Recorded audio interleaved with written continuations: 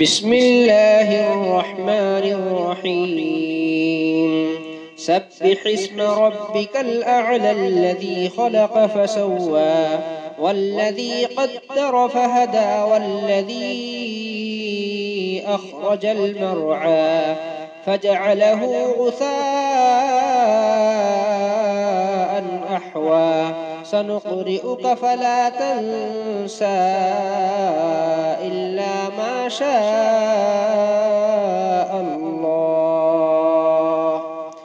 إنه يعلم الجهر وما يخفى ونيسرك لليسرى فذكر إن نفعت الذكرى سيذكر من